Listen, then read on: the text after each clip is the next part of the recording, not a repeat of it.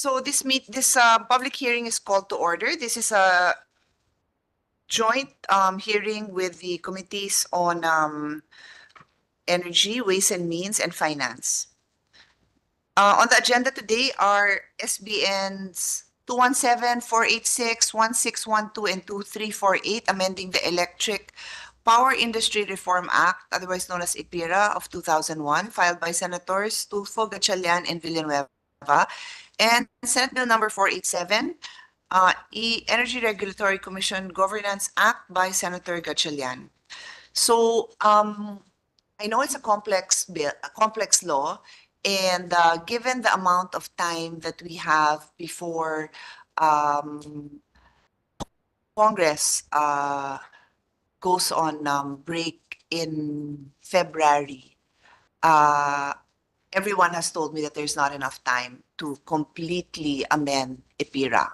So what we will do to ensure that we do have time to amend some substantive provisions is to focus on amending the provisions that affect the ERC. So what I'd like to do for an orderly flow of our discussion is to ask everyone, we're focusing on ERC, and if your particular agency that you represent does not have any, direct, specific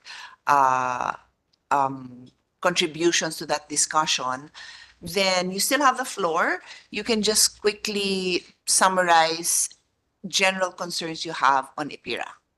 Okay? My general rule in all my hearings are don't read your position papers to me. That's my job, to read the position papers when I'm on my own time. During this hearing, you just summarize these concerns, point out what is the most important, emote, that is fine, to really express your grave concerns about the issues at hand, but don't read the position paper to me. Just tell me it's there, and I will take care of reading that myself. Yeah, so that's our objective for today. And just for the sake of the public that can watch us, our goal, of course, is energy security. Our goal is that people have access to electricity in a reliable manner and not intermittent energy like the sunlight. And we need our regulatory bodies to be on the ball, to be able to react quickly and not 3 years later and not 5 years later. I am new to this. Most of you have been here longer than me, but I know enough to know that this contributes to the problem, that our regulatory bodies are not able to efficiently resolve pending approvals that are with them, are not able to address concerns that are being raised. So that's what our goal is in the long run. I know you have had initial hearings in the House. I have a copy of the working draft of the House. It's not officially part of the bills because it's not a bill. It's a working draft of the House. But I think most of you who are involved in that process are aware of what these are. So we're not bound by that. This is a totally separate hearing for those who are not familiar with how the Senate and House hearings go. Totally separate, but in the interest of being efficient, we are mindful of the progress that you have all made in the House discussions. We're not bound by it, but we are mindful of it. I trust the expertise of our technical people. That is not my area of expertise. My expertise is drafting laws.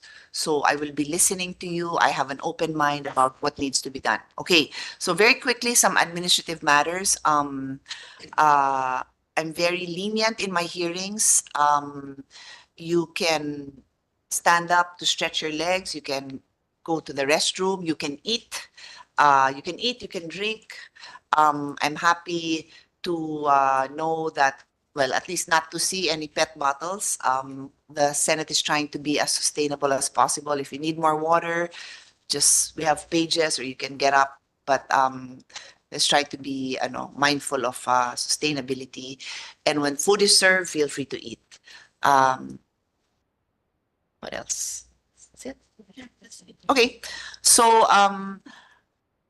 as I said, we will focus. I would like the discussion to focus on strengthening ERC. But again, if you have other comments, this is not a line by line of the bill because we don't have a working draft officially. Just give your comments and say there are other concerns that you want to address. There are time limits for each speaker. And this is not the only hearing we're going to have, so don't be worried that you won't be able to say everything you want to say. A lot of the discussions also happen outside of the hearing room. So this is really just officially so that your agency can make known your position on these issues. Okay, so we'll start with DOE, followed by ERC, and then NEA. So for DOE, is it you, Yusek Sharon? Okay, so you and ERC have 10 minutes each, and then everybody else has 5. And if you have nothing to say about ERC, then you can limit your statements for now, and we can proceed to discussions that focus on the ERC. Okay? Yes, The ma'am. floor to you. Thank you, Madam Chair. We won't take up too long. We'll just we have discussed it with the ERC already, and we have participated in the House hearings also. Although likewise we're mindful of the direction of the House, but we are coming up with together with the ERC an executive version to facilitate also the discussions in the committee. So just to be clear, so the draft that I have, which I'm told has your input, you still have more input. The draft that you have, ma'am, is based, the reference bill is the committee version of the House. Okay. So, but So not,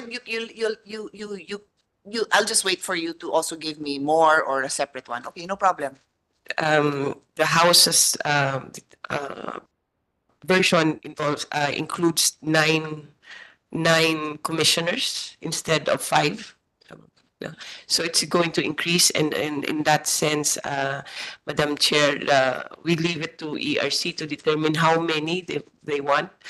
Kasi iba yung idea ng ERC, ma'am. Yeah, sure. Okay. But with due respect to the House, we follow their version. The main input of the DOE, we leave it to ERC on the part of their organization. The main input of DOE is the use of benchmarking. Kasi the delays is it can span from few months to a decade. So to lessen the burden on the quasi-judicial function, kasi yun yung nagpapahaba dahil mag-hearing pa, presentation of evidence, halos lahat na sinasubmit sa ERC. So one idea is to benchmark the prices, especially for power supply agreements. And then once you're in the benchmark, dapat summary hearing na lang siya. The determination lang is did they comply with the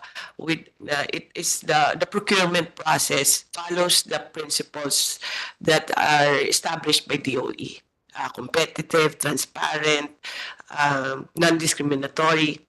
So na-certify na within let me interrupt you, no? I'm mindful that compared to 10 years ago, where we didn't have these live hearings for even students to watch, they might be lost because no, it's okay. I know enough to understand where you're going, but let me preface this discussion. So let's give an example. ERC, EPIRA dictates that ERC needs to give an approval when for example, I'm just using one example, a distribution utility, ito yung, let's say, electric cooperative, wants to increase their rates. Correct so far, right? So they have to approve that. So that's a very typical approval that is lined up, and there's a lot, right? All lining up with ERC to get their approval to do that. So ERC, mindful of consumer welfare, will study all these documents, correct? They'll study all the documents, all the submissions, determine if there is really a necessity to increase the prices, a necessity and justification to increase. So what you're saying now is that, so what I'd like you to start with is, why don't you tell us what are, and I think we do have consumer groups who'll speak later on, but generally, so establish the problems, which is number one, it takes so long. Maybe you can give some examples, like what are the kind of delays that are factually currently happening? What is the fastest? What is the longest? So we establish what is the problem. No? Kasi I know all of you here are so deeply involved that you can go straight to your suggestions. But let's lay the basis first, so that even when I present this to my colleagues and their staff, I think a lot of them have staff here because we do have some colleagues of ours who are attending the Interparliamentary Union in Geneva, which I normally go to, but I'm not there this time. Then they can also follow the discussion. So let's establish first why we want to amend, and why the clamor is to focus on ERC. What is not working? What can we do better? And then what are the suggestions? So yun lang, just to add to let's assume that we're talking to high school students who need to understand what we're trying to do. Okay. So rewind tayo dyan. Repeat. So ang ERC kasi, siya yung nag-a-approve ng rates, no? Ng presyo ng distribution, generation, transmission, and kung anong binabayaran nung... Okay, I want to clarify that also. Even on the Senate floor, there have been privileged speeches where iko-call out yung isang cooperative na ba't nagtaas ng presyo, ang mahal-mahal ng presyo. And just from your statement, which I unfortunately had to interrupt you, you're already pointing out that the prices are not just based on the price set by that cooperative. Establish din natin yun para naiintindihan ng tao na ano ba ang basis ng presyo na sinisingil sa inyo nung electric, well, for many people outside of the highly urbanized, pero minsan highly urbanized na electric cooperative din, which is another discussion, no? Let's help them understand what drives the prices. So medyo balik tayo sa like 101 talaga, yeah, or even 1. So, mangyari yun, pag tinitignan mo yung electric bill mo, naka-indicate yan dyan, naka-specify. Transmission, generation, ang dami pa niyan, pati distribution. Pag tinignan mo yung bill mo from Meralco, makikita niyo dyan, marami may taxes. So, lahat niyan, dumadaan yan, kasi ang protection ng consumer, consumer welfare, the one who protects that is ERC, which means as much as possible the cheapest electricity that can approve. Yun yung mandate sa kanila. Ang least cost, ang golden rule yan. So pag nag-produce ka ng electricity, at pag ako Meralco, kailangan ko ng supplier ng electricity ko. Papasok ako niya ng power supply agreement. And the rate, yung rate niyan, kung anong ang agreement niyo, approve mo na ng ERC. Pero ang nangyayari, minsan kasi sa tambak, I'm not sure how many electric co-ops, over 100, and then many private also. So, hindi lang kasi ang power supply agreement sina-approve. Halimbawa, bibili sila ng capital, ng equipment, no? Or any other expenses na related na may effects sa presyo ng kuryente, kailangan i-approve ng ERC yan.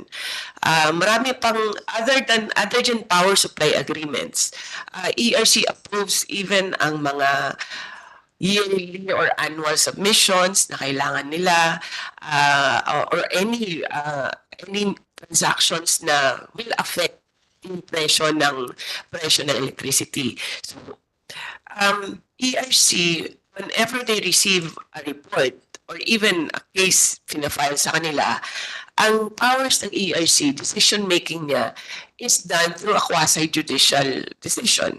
Quasi-judicial means para siyang korte.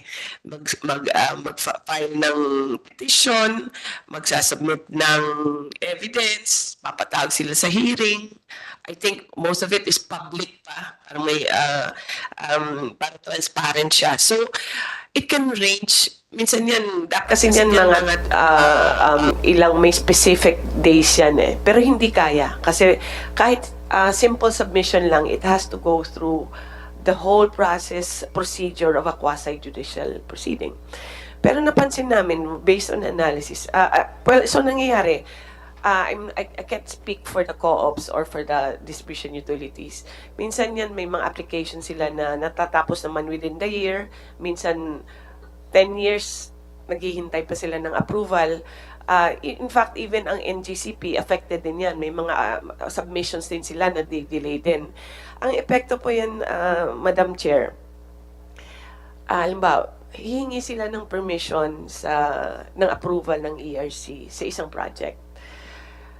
Pag ma-delay mo yung approval na yan, yung presyo kasi, halimbawa 2010 humingi ka ng approval, tapos madi-delay siya halimbawa 10 taon 2020 na. Ang presyo ng project mas mahal na ng 2020. So affected yung presyo talaga ng consumers natin. So ang delay is costing our people kasi yung nagiging mahal din yung ating electricity.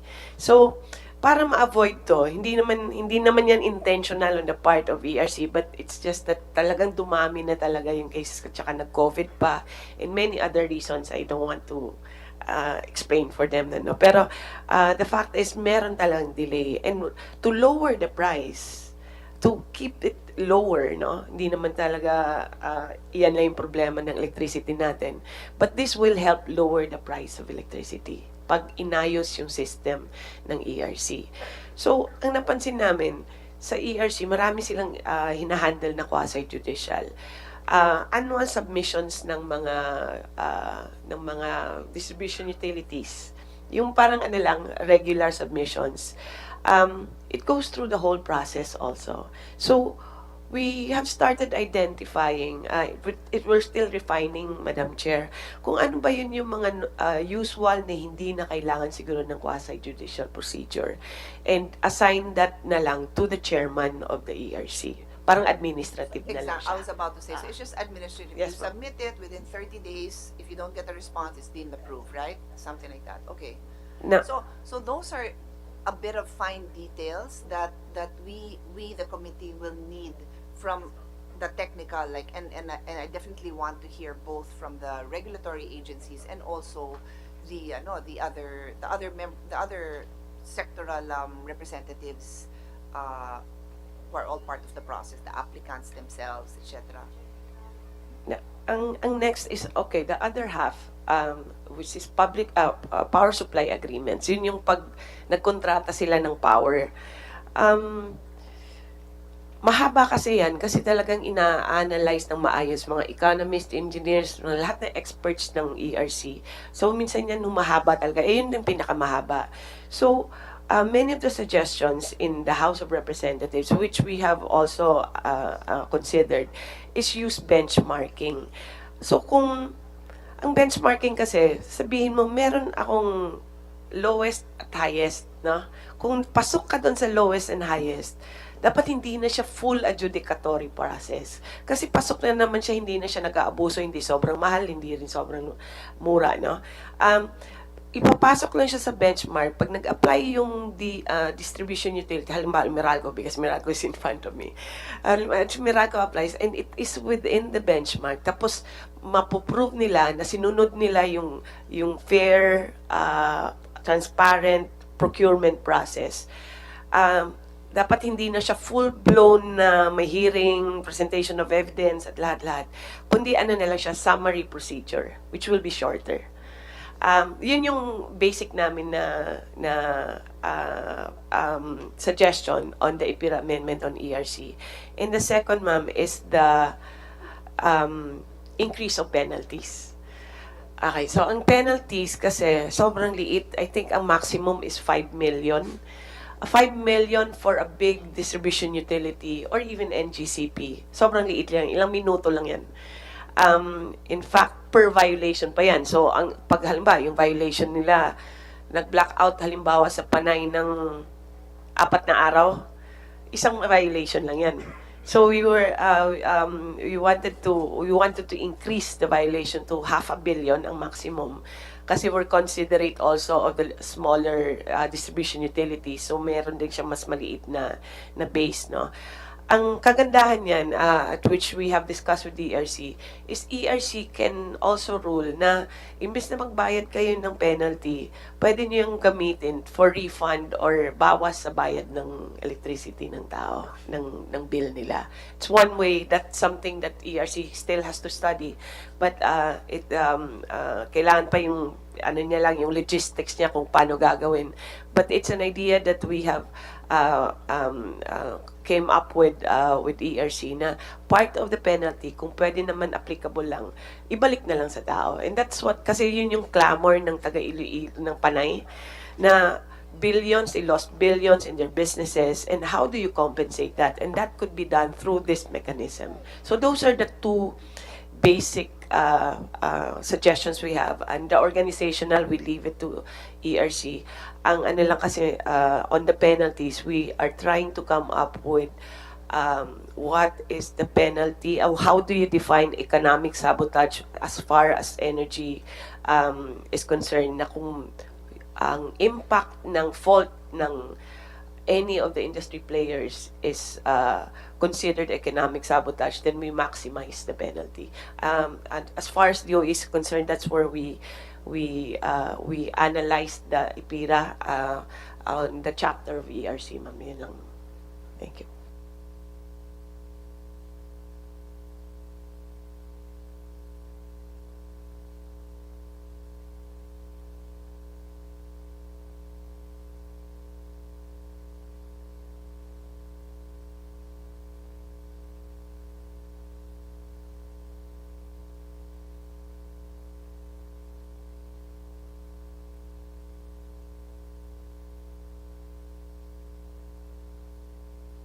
I was just discussing with my team what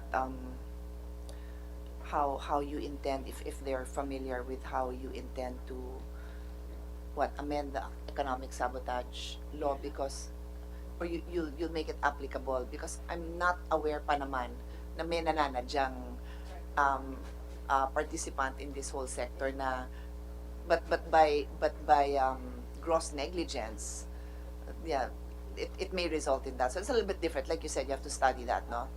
Okay.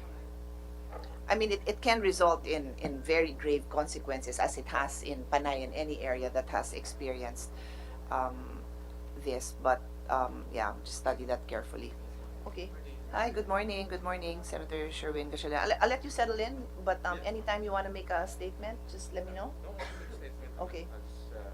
Okay. So we'll go now to ERC, Attorney Baldo Digal. So they're just giving their general statements on why this the review of IPIRA is important. But I had made an earlier manifestation that we will only have time to really focus on ERC. So that's really the focus of this discussion. But you know, everybody else is welcome to just make of record their concerns on IPIRA, but the focus is really ERC. Okay, Attorney Baldo Digal. Yes, Madam Chair, good morning. Allow me to just take off from what Yusek Garin of the DOE has already discussed. First, on the backlog of the ERC, and then connected to the provisions of the IPIRA amendment that we are trying to spouse. First, on the backlog, at present we have around 6,000 cases. 3,000 of those would be cases or applications filed by different regulated entities. The other half will be as a result of our monitoring and enforcement powers, which is the result of the show cause orders that we have issued to erring industry stakeholders. So for us, we would like to ask support for the IPIRA amendments that would give authority to the Energy Regulatory Commission to undertake periodic restructuring and reorganization of the agency. We are only manned now by around 300 plantilla positions. We are complemented by at least another 300 which are contractual employees. So, Madam Chair, we're like only half are plantilla or regular employees. The rest, the other support group will be half of the agency also. Okay. And on the permitting section of the provisions of the EPIRA, we would want that there be clarity and express language on the permitting function that would allow ERC uh, to allow only at the staff level, even the issuance of permit through delegated authority, because as of now, even certificate of compliance or the COCs of the GENCOs are elevated to the five-man commission and bank. But recently, we have adopted an ad hoc committee composed only of 3 commissioners with whom the COC applications will be evaluated. And then the COC itself gets signed by the chair so that it cuts layers of work. I have a quick question. Are there any applications for anything, any processes that are approved by like a non-commissioner, or everything goes to the commission? As of now, almost everything goes to at least 3 of members of the Ridiculous. commission. Yeah. That's one thing we are trying to That doesn't make sense, no? I mean, I'm sure there are lower level uh, applications for whatever permits that can be handled by competent directors Yeah. naman, no? That's for sure.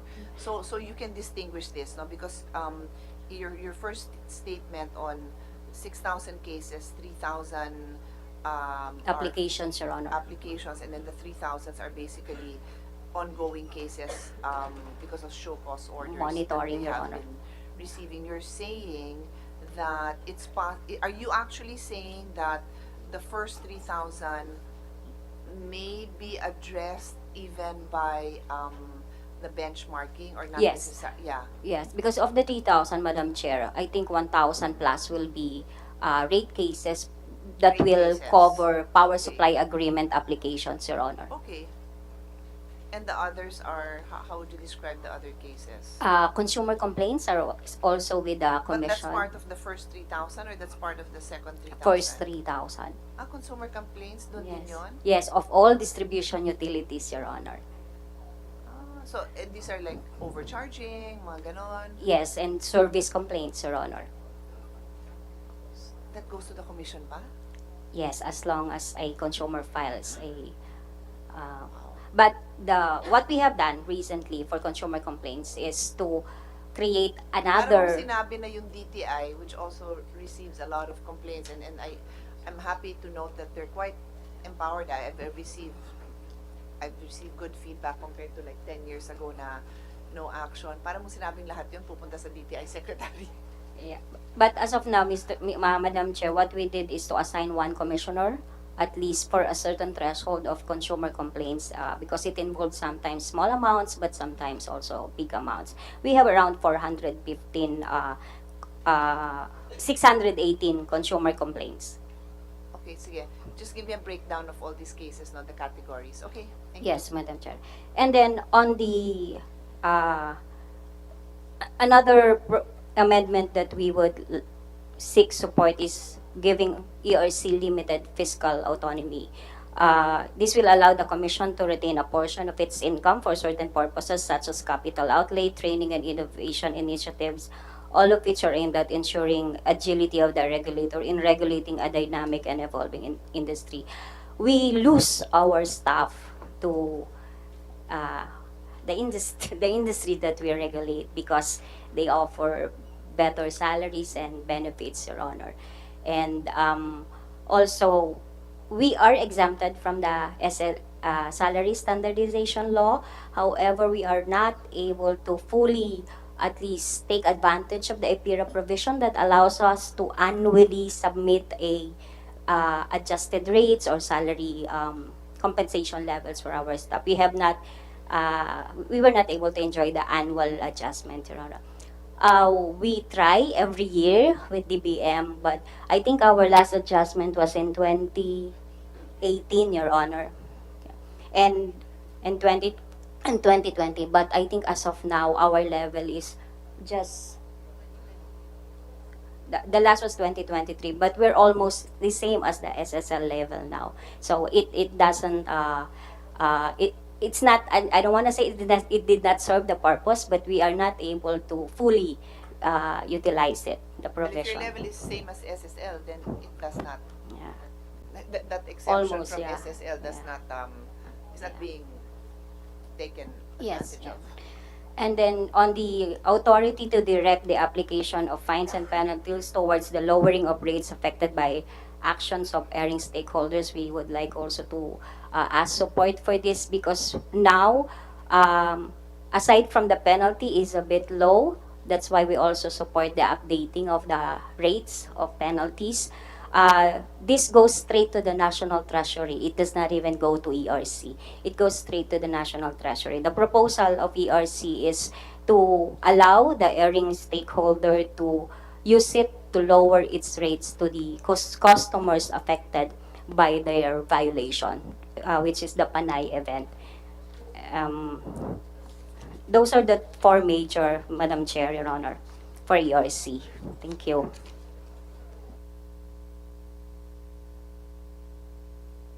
Thank you for that. Our next speaker will be from the National Electrification Administration, and it's Attorney Rosero Lee.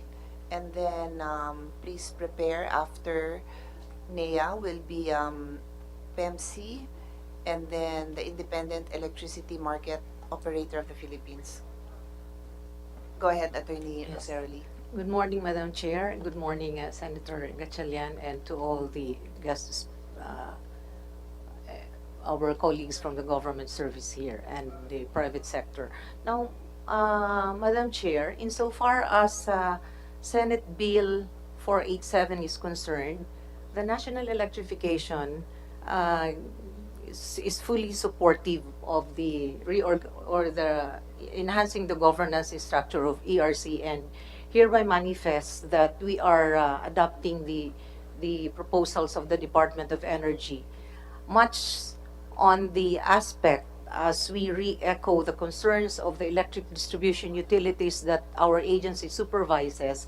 The addition of the 5% man commission of the ERC to the proposed 9 member commission would really expedite, as we are hopeful that specifically on the approval of power supply agreements and CAPEX applications will be addressed dramatically, if I may use the term, considering that indeed, as already manifested earlier by Yusek Garin, it takes not just a couple of years, but in fact decades before the commission would be able to approve in finality. I am the agency is very much aware that it runs not just decade but decades, that power supply agreements of electric cooperatives are finally approved, as well as CAPEX, and that has been the concern brought to us by majority of the electric cooperatives. Also, in this concern,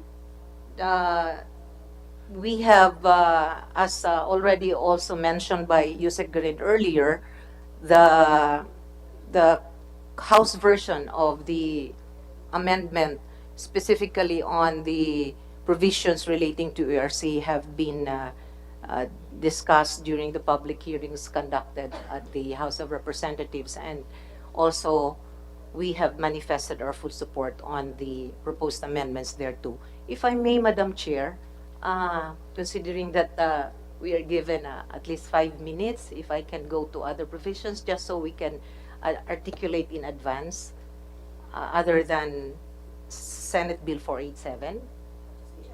Yes, okay, ma'am. For Senate Bill 2348, just the particular specific provisions that NEA are have concerns, we are looking at Section 57, the proposed amendment on Section 57, and the proposed amendment on Section 60 under Senate Bill 2348. The proposed amendment on Section 57 is specifically on the conversion of electric cooperatives. If I may just inform the honorable committee that while here the wordings of the original of as worded in the present IPIRA, the electric cooperatives are hereby given the option to convert into either a stock cooperative under the Cooperatives Development Act or stock corporation under the revised corporation code. This has been amended by Section 32 of RA 105, amended by RA 10531, amending Section 32 of PD 269, which specifically provides that the option of the electric cooperatives is not just limited to registering as a stock corporation under the SEC or a stock cooperative under the Cooperative Development Code, but the option to remain as a non-stock, non-profit, NEA registered electric cooperative. So the three options have been made clear as against the provisions in IPIRA, and I'm looking at the proposed the proposed amendment here. It does not harmonize with the wordings of 10531, giving the electric cooperatives the three options and not just the three, not just the two options. So Can I just make a quick comment, no? Your very detailed observations are duly noted, Yes. but these kind of observations we will discuss in the TWG. yes, ma'am. So here, I don't need to get all those because we won't have time to listen Yes, to all the, but in general, when you just say, you know, there are provisions here that are contradictory to current, the current law, that's good enough for us, no? And then you can submit your position paper for the detailed, because we don't even have a working draft yet. Yes, So- ma'am. I'm just taking up, I'm just trying to take the chance one of Yeah, my 5 minutes. But it won't be duly, I mean, it's noted, but now's not the time for us Oh, yes, to ma'am. go through each line, so. So we will just be doing Yeah. that. Well, in general, ma'am, we will be submitting our position paper considering that the particular concern of the National Electrification Administration are the proposed amendments under Senate Bill 2348, which points out several provisions in the IPIRA. And we will just be pointing at one by one. Now, for purposes of the ERC, we are, again, as I have already stated earlier, we are in full support, especially on the objective that all the applications of the electric cooperatives will be speed up at the Yes. present rate So it that's is going. that's the general statement that the Yes. committee wanted to hear, no? Yes. And what I don't mind giving you free time to do is if you wanted to share one or two examples again, so that the general public will understand. Like, do you have examples to share with us na nag-apply ng ganito? Yung I was really actually going to tell you, Sec Sharon, na let's let Nea elaborate on the general observations that she was already saying. And I know some because of discussions that we've had with Nea, but now's the time to share that, no, na yung nag-apply ng ganito, manabot ng 5 taon, nag-triple na yung presyo. Hindi, you know, are you prepared to share some of those? Because that is what people need to understand, eh. An acknowledgement of the issues, and then I will ask ERC, do you agree? Is it correct? Or it's correct. So, nagsasuffer yung mga cooperatives natin, hindi sila makapag-deliver ng maayos na serbisyo dahil na pwede sigurong ayusin pa, maigaganda pa natin kung if we can restructure ERC. That's what I need to get out of this hearing. Yeah. Thank you, Madam Chair. Well, what has been brought to the National Electrification Agency is the general sentiment of the majority of the electric cooperatives whose specifically applications for power supply agreements, approval of power supply agreements, and approval of capital expenditures have been with the ERC in several years. Although I do not have the details of the specific or the individual electric cooperatives as to when those PSA had been submitted or filed with the ERC, as well as the CAPEX applications, but we can provide a detailed info on Yeah. that. Okay. So this Yes. is what I want to hear, everyone, no? And you're all more experts. You are more. You definitely have been around longer than I have. But this is what we need to put on record so people understand. You have a power supply agreement that locks in a certain price for, let's say, the electric cooperative or for any other distribution utility over a period of time. And that is roughly, what, 20 years? 15, 20 years? Okay. If they don't have that, then they will have to buy on the market, which tends to, not always, but may tend to be more expensive. Am I correct? So that's what you have to explain. So para alam ng tao na, kaya pala, so itong power supply agreement, pag hindi yan napirmahan, hindi yan na-approve, then yung nagsusupply ng kuryente sa akin, sa bahay ko, bibili siya dun sa ibang market na malaki ang chance na mas mahal. So, mas nagiging mahal. Tama ba?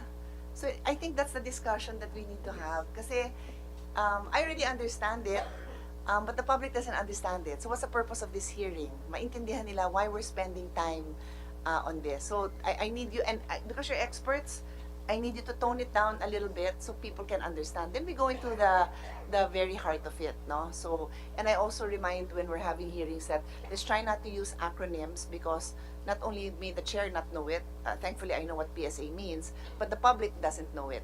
So let's try to help people understand what our hearings are all about. Okay? So, am I correct? You can add to what I said. Yes. You can change what I Yes, said. thank you, Madam Chair. As I have mentioned earlier, the power supply agreements, well, when an electric distribution utility enters into a power supply agreement with a generation company, then it has to go through the process of filing it with the ERC, and then meanwhile, the ERC, if it cannot give immediately its final approval, it issues a PA, or the provisional authority. So the provisional authority actually, because of probably the lack of manpower of the ERC, which is now being addressed through the proposed amendment, as well as the composition of the commission, then it really takes time for them to issue the final approval. So The provisional authority is issued how soon? Under the law, Madam Chair, Your Honors, the provisional authority could be granted 30 days from filing, the earliest, and until the 75th day from filing. So that is SOP. Between the 30th and 75th day, there is going to be a provisional authority. Yes, Madam Chair, Your Honor. So all the time, not even more often than not, all the time, there will be a response, not later. There will be authority granted not later than 75 days if it's not rejected. Is that correct? Even if rejected, within the 75th day, we need to inform Okay, so them. within the not later than 75 days, you will either reject or give a provisional authority. Yes, Madam Okay. Chair. So what is now the danger when it is so then these distribution utilities cooperatives will be now working with a provisional authority. And how does that affect the consumer when they only have a provisional authority? The consumers will be supplied because the contract will be implemented. The problem with the provisional authority is on the part of the investor sometimes because it's a provisional authority. They don't know the final rate yet, whether we will grant what they applied for or whether we will reduce it because we cannot give them more than what they paid for. We will only be able to give them up to the amount that they paid for. Madam Chair, if I can make one more example with regard to the provisional authority. Let's say that a certain plant borrows money for it to put up the plant. Sometimes the bank will require them, you get a provisional authority first Yeah. from the commission before I They lend loan you the money. Okay, that's a So- very important thing for people to understand because it's a very costly industry, right? I mean, it's very high it's capital intensive. Yes. And yet, I go back to Nea because it's Nea actually that has the floor, no? For your for the what do you call this? For the applicants, because they are just cooperatives, they are limited by the electric cooperative law on the kind of investments they can make, correct? So that's why they can't just go to the bank and ask for any amount. The banks will clearly ask for, tama ba? But the private entities have more leeway, but if they're getting a loan, then of course the bank has a say because it's the bank's money. Ma'am, it's the generation company that seeks out a loan from the bank. They are entering into a power supply agreement with the electric distribution Okay, utility. but I'm referring to the scenario I had in mind is if the DU and the electric cooperative in particular has capital expenses to be made. Hindi sila umutang? Di ba uso yun? Unless, Or sa inyo sila umutang? well, Sa inyo, NEA sa inyo provides pala. Okay. the Because I'm financial just trying to assistance. understand the industry practice. So they don't, it's not typical that they would go to a bank. They would go to NEA. They will go to NEA first. Okay. And because NEA offers a very competitive But interest rate. NEA will also But we ask cannot about provide your- Correct. full requirement. So then do they go to the banks? Yes, So they do too. So balik din ako dun sa scenario ko na kayo naman yung nagbigay ng example na the bank will require. So I'm just that's on, ma'am, that's on the part of the generation company, not the DU or the electric cooperatives. Madam Chair, if I so may. banks will never don't care if there's a PSA if I think, Madam Chair, we have to distinguish. The loans by the GenCos from private banks would be for the power supply agreements. The distribution utilities, especially the electric cooperatives, they usually borrow money from NEA for their capital expenditure projects. Kaya nga, so alam ko na I already know that NEA cannot. So I'm asking what is the industry practice? What happens when they cannot? Okay na yun na yun. Hindi nga uso, they don't go to banks. Is that what you're saying? Well, as already established, ma'am, the NEA is mandated to extend financial assistance, but because of the limited Exactly. equity. You already said that. That's Yes, why ma'am. I'm asking. So what happens when which will happen that they cannot get the financial assistance they need? What happens? Then they go to the commercial banks, Yun ma'am. nga lang tinatanong ma'am. ko. Yes, ma'am.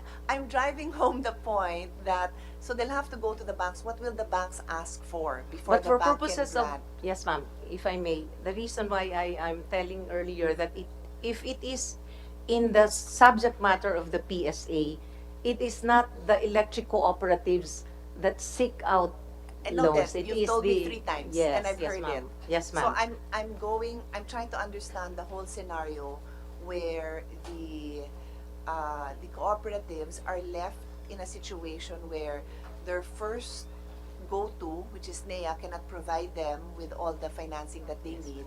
What is their next step? The bank. And Yes, then, ma'am. what will the bank ask for? I am driving home. Ako na lang magsasabi ng point na gusto kong i-make. Yung point that I'm trying to make is, does ERC's inability to come up with decisions affect the financing of a cooperative? That's my question. Because if the answer is no, then I'll just go to another question. Yes. Does it? Yes or no? Ma'am, insofar as PSA, then we have already settled that it's with the We have. GenCos. Now, for Pangkapang-beses purposes, mo na ma'am, sinasabi yan. of the Okay na tayo. CAPEX, capital expenditures, ma'am. Yes. So, What's the halimbawa answer? po, nag-file ang isang electric cooperative for capital expenditure approval. And Yes. it's taking quite a long time. So, yun yung Yes. in-example kanina ni Yusek Garin. Yung presyo ngayon, edi kung matagal yan na, kung aantayin yan, ito lang muna ang presyo ng kanilang mga pangangailangan. So, maapektuhan po kung sa katagalan, dahil mag-aakyat po yung presyo na. Yung presyo at the time they filed the CAPEX application to the time that it has been approved, iba na po.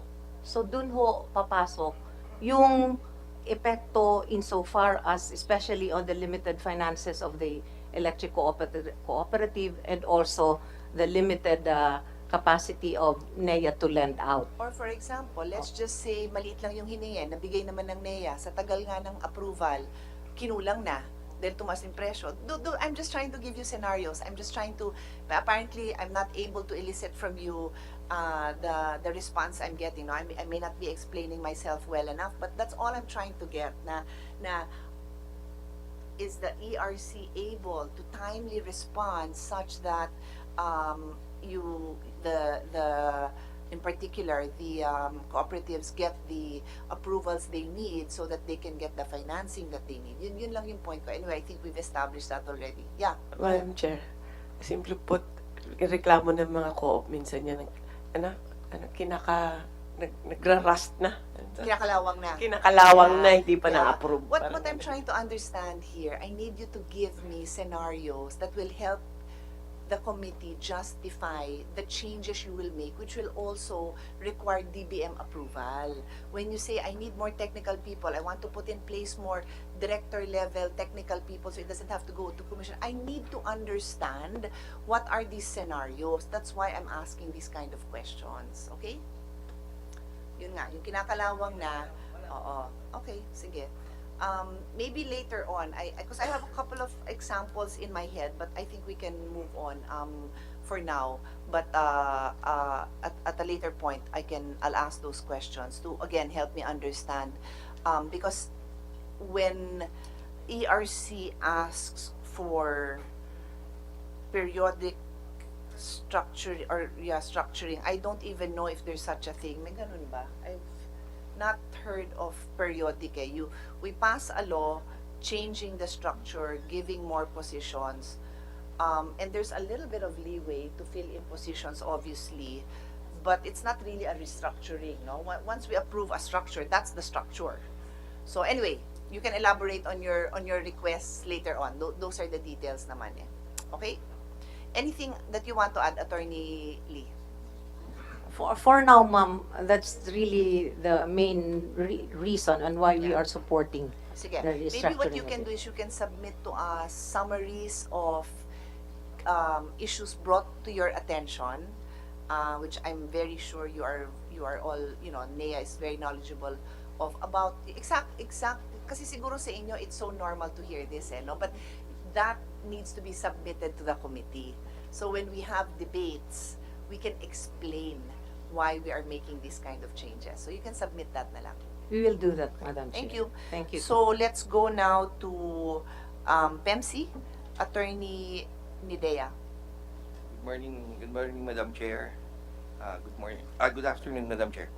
Good afternoon to my colleagues and everybody in the room. Madam Chair, we welcome as a stakeholder board and the entity that I'm representing, the Philippine Electricity Market Corporation, we welcome the amendment for the instituted in the EPIRA for the strengthening of the Energy Regulatory Commission. We welcome this development because it's really high time to have a very efficient regulatory entity, Madam Chair, considering that there are issues that need to be resolved insofar as conflicts of position between the ERC as the rate fixing body and the Department of Energy as the policy making body. Okay, because due to that conflict, Madam Chair, we are faced with the legal question, Madam Chair, of whether the WESM has to be operated by an independent market operator and a governance arm, because right now the DOE is already recognized and has set the policy for the WESM to have two entity, Madam Chair. But again, that is the first legal issue that we are faced with. So an express recognition of the two entity system in the WESM through the EPIRA amendment would really settle the legal issue on this matter, Madam Chair. And that's our real concern with the ERC amendment. If it would be strengthened and the EPIRA can really put it expressly that there is a governance arm, which is PEMC, and there is the market operator, which is the IMAP right now, then that would settle this long-standing legal issue. And perhaps that would also, Madam Chair, help us with our issues on market fees, because we have market fees application with the ERC, Madam Chair, that until now has not yet been resolved. Because of delay or not resolved because of jurisdictional issues? What? It has been, I think we have market fees, Madam Chair, since 2015 that has not yet been resolved until now. 2018, Madam Chair, that has not yet been resolved until now. And again, in the issuance of those resolution, what is being reiterated by ERC is always that there's only one entity. The recognition of only a single entity, Madam Chair. And that is contrary, Madam Chair, to a Supreme Court decision already, which was secured by IMAP. Okay.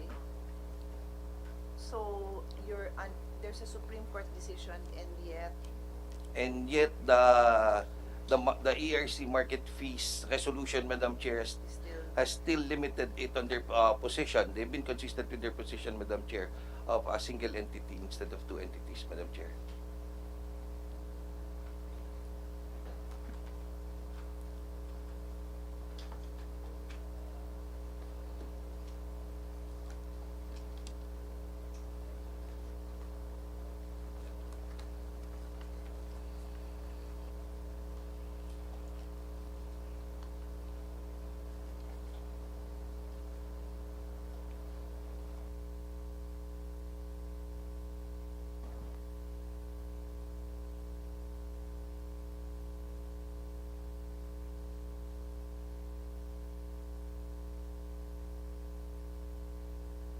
sige.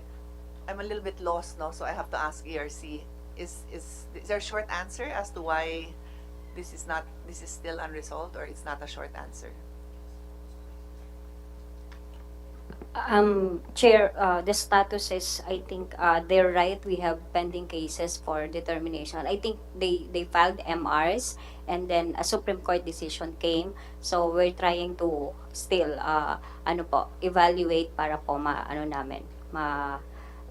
Nag-evaluate pa kayo? The MTF po kasi is yearly po siya. So, 2018, 19, 20, and then pag nag-resolve po, kino-consider na rin yung later. And I think there are pending MRs, Chair, There are pending MRs?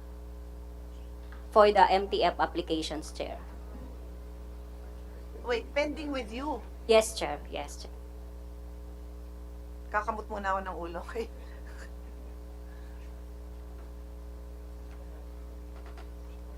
Off the record muna, okay? Off the record.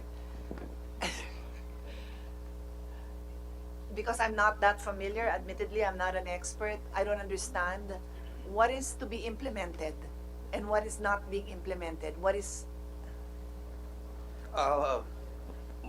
Madam Chair, the for an ongoing concern like an entity like PEMC, You Madam said, Chair, Hindi we- pa nila nire-recognize na the Supreme Court said there are two entities that have to be recognized. Is that what you're saying? They have not? Yes, Madam They have Chair, not, because okay. they were IMAP filed for mandamus, Madam Yeah. Chair, and one of the elements of mandamus is right. So that recognition of having a right has been granted to IMAP already. So technically, there are two entities in the WESM, running the WESM, the market operator, and the governance arm, which is PEMC. Yes. But in the ERC resolution, the last ERC resolution on market fees, they tend to consider only one entity.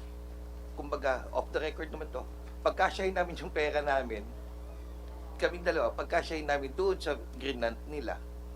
Got it. So, Okay. paano naman kami makakakaroon po ng quality of people to retain, quality of services to do, if sakal na sakal ho yung budget namin. Okay. So that is one of the reason of our proposal in the lower house, Madam Chair, if it would be possible to put in the IPIRA a provision where our market fees will not be less than 1 centavo per kilowatt hour, and then the same be reviewed every 3 or 5 years based on consumer price index. Okay. Madam Chair. Okay.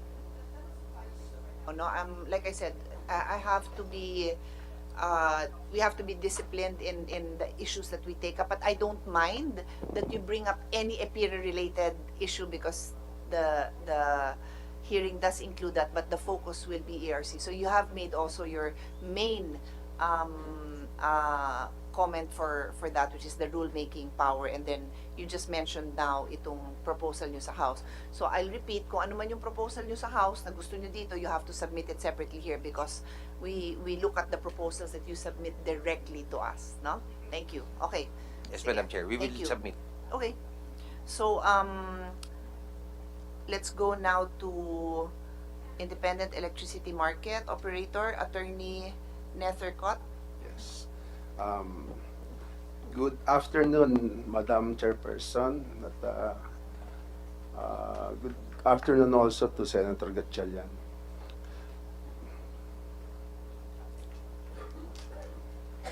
So, ma'am, we have no specific comments right now on the specific provisions embodied in the several Senate bills insofar as the ERC provisions are concerned. No? But we would like to manifest our support for the general purpose of these bills so far as it intends to strengthen the ERC as an organization. The concern of the market, as already verbalized, articulated by Attorney Nidea, is on Section 30, particularly, part of it is, of course, market fees. What we intend to do is to just submit our position paper on the matter because, as the chairperson has already mentioned, we will first tackle ERC. But we are in full support of the purpose or the intention of these bills to strengthen the ERC, Your Honor. And we will support the committee with submissions of data, information, and what other submissions that will be required of us. That is all in the meantime, Your Honor.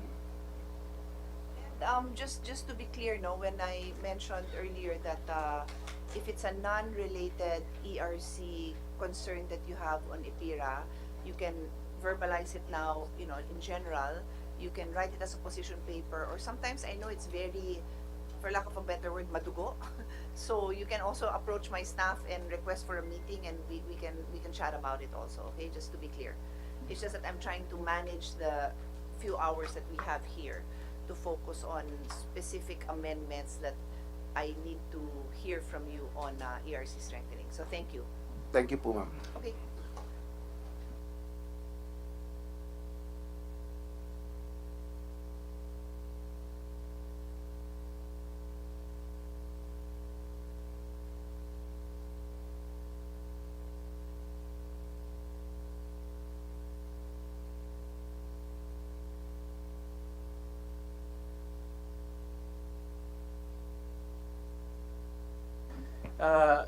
On the topic of si Attorney Nidea, I remember may Supreme Court ruling na yan, di ba? Yung decoupling ng governance and ng operation. Yes. Yes, Senator. And how come ERC is not, I remember you applied for rates, no? And the issue there before was ERC is not recognizing that two entities, no? But that has been long settled. The decision is on appeal. That decision- ERC filed an appeal. So ERC filed an appeal with the Supreme Court. So it's not yet final. May I answer, Senator Gatchalian, please? Your Honor, the Supreme Court has already ruled on the motion for reconsideration. That case has already become final. No? There's already an entry of judgment. In that case, the Supreme Court actually upheld the policy direction of the DOE insofar as it mandated the transition, no, from the then PEMC to an independent market operator and the maintenance of a governance arm. So basically, allowing for the two entity setup in the WSM at present. Now, the ERC, the last ruling of the ERC insofar as market fees is concerned is for the year 2018. That decision by the ERC is under reconsideration. We filed a motion for reconsideration. Actually, PEMC at that time was the applicant. What is pending right now are market fees decisions for 2019, 20, 21, 22, 23, and 24. But in fairness to the ERC, for the year 2023, they have impliedly allowed for the two entity setup to proceed in the WSM. But unfortunately, as of this time, the market fee level is still insufficient, no, for the proper maintenance of the market. The 2024 application, we heard, is already under consideration and might be issued before the end of the year. So we're looking forward that it will approve, at least on a provisional, through a provisional authority, an approved level, so that the market can proceed funding its operations, Mr. Chairman. So the short answer to your question is the ERC still resisting the Supreme Court decision. The short answer is yes, because the last ruling that they issued, no, prior to 2023 provisional authority, is that they're recognizing one entity, and the WSM should only be operated by one entity. And it is contrary to what the Supreme Court has already decided on. And that is still under motion for consideration. Perhaps the commission will, we don't know how commission will later on rule on that, Mr. Chairman. Ang tanong ko lang kay Commissioner Resi or sa ano, did the rate increase after the two entities? The rate po, Mr. Chairman, no. Actually, Is it the same rate is divided into two, or now there's an increase in rate because there's two entities? there were years that it actually went down, Your Honors. Despite the two entities. Yes, for the year 2023, they allowed the provisional authority a level of around 648, if I'm not mistaken, Your Honors. That increase actually as compared to years 2017. No, because it was an approval for 2017 and 2018, but it was applied actually for the years 22 and 23, and the level set for those years was 400 something million, 420 million. I may be mistaken on the exact figure, but it's around 400 million, Your Honors, for two entities. So that was the budget of the market for the years 22 and 23. 2022 and 2023. Just to be honest about it, this is personal. My fear before, when you split into two, the rates will go up because now you have to fund two entities, one for governance, one for the operations, the market operations, the market operator. So my fear before was when you split into two, now you have to have to fund the two entities, and I think everyone had that fear during that time. But of course, the Supreme Court has already ruled into this matter, so it's just a matter of implementing it. And may I get the comments of ERC? Are you recognizing, first of all, the Supreme Court ruling? Yes, Chair, and of course, we would like to take exception to that comment that we're resisting the Supreme Court decision. I think we are just trying to untangle the issues that have become so messed up because of the years that were involved. That's why we're still in the stage wherein we cannot have a final one. But as Dave said, we have tried to provide them with the budget every year of what they need. And sometimes we try to pick out items that they say they need to spend on that we know is required in operating the market and take it out individually and approve it. And we shared the observation that the fear was two entities would result to higher rates. That's why when we evaluated their application, even if with two entities, what we did was to take out those that we deem as redundancy, like two positions functioning one for one item. We try to take it out, but we're not resisting the Supreme Court decision. We're trying to find a way on how to implement it smoothly so that we can have a proper transition to a current market transaction fees after we have settled those pending 2018 to 2023. Thank you. When this was being discussed, I remember making a comparison to the Philippine Stock Exchange. In fact, the Philippine Stock Exchange has only one entity, the Philippine Stock Exchange. No? Both governance and both operating the market itself. So I was asking myself, why do we need two entities for the electric power market? But that's already water under the bridge. Eh. No, oo nga. Yeah. So rule na yung Supreme Court. Eh. And the,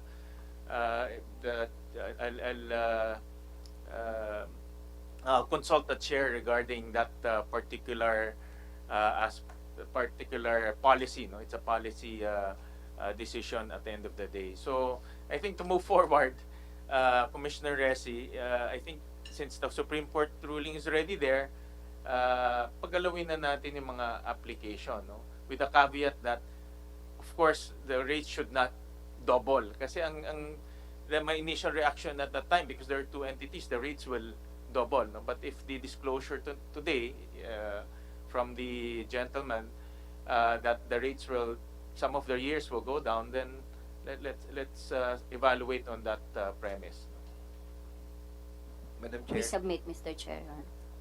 Madam Chair, we also would like to manifest that ever since our applications have always been limited to not to less than 1 centavo per kilowatt hour, our rate. We have always maintained that, notwithstanding that we're operating under two entity system. The rate has always been that. And I don't know if it's right, but regarding the issue of redundancy in the entity, because what happened, Madam Chair, in their evaluation was they want one HR, one finance. How could there be one HR, one finance when there are two entities? That's the redundancy, but that's the redundancy.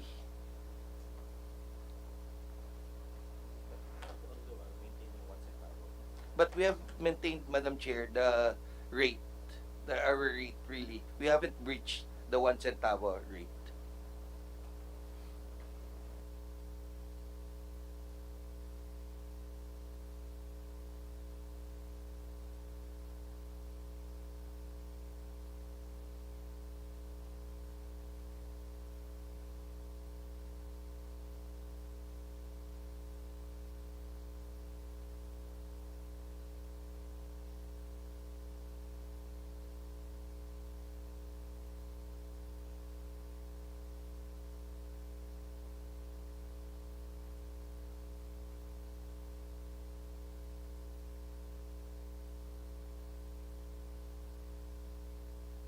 Thank you.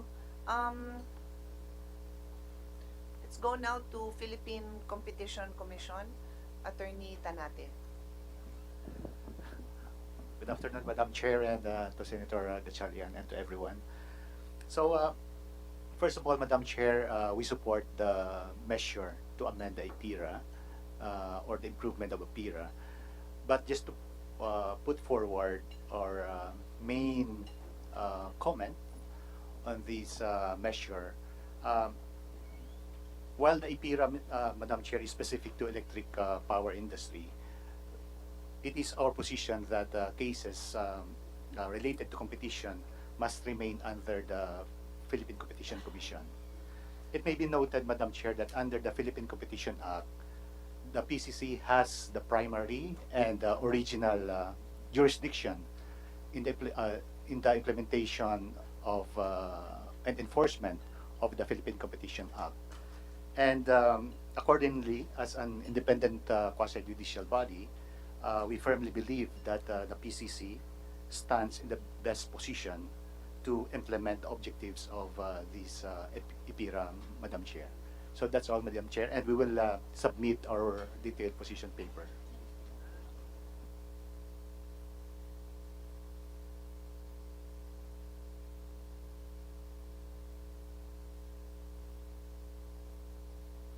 Madam Chair, if I can, but may sort of, there's no MOA, no, between the ERC and the PCC insofar as handling of competition-related cases. Correct, Senator Gatchalian. Is that Yeah. enough already moving forward? Because I know in the past that there are jurisdictional issues when it comes to competition. Yeah. Since the chair has already ruled that we will be enhancing the charter of ERC, is it about time to institutionalize that division? And what are the pros and cons? I'm sure ERC has the I see the beauty of putting it in ERC because ERC has all the data. No? They collect data from from everyone, no? From the power plants all the way to the utilities. And the PCC will rely on ERC on those information, no? Those data. So, what are the pros and cons by with separating the competition jurisdiction? And do you propose to already institutionalize that in the proposed measure? Yeah, first of all, Mr. Chair, we rely, Madam Chair and Senator Gatchalian, we rely on our position based on the Philippine Competition Act, where the PCC has jurisdiction over all competition matters. So that's the first one. And secondly, it might,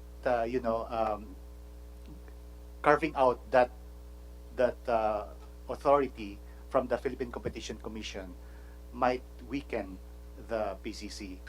And in this proposed measure, Senator Gatchalian, it appears that again the ERC will have jurisdiction over competition matters, which was the issue before between PCC and ERC.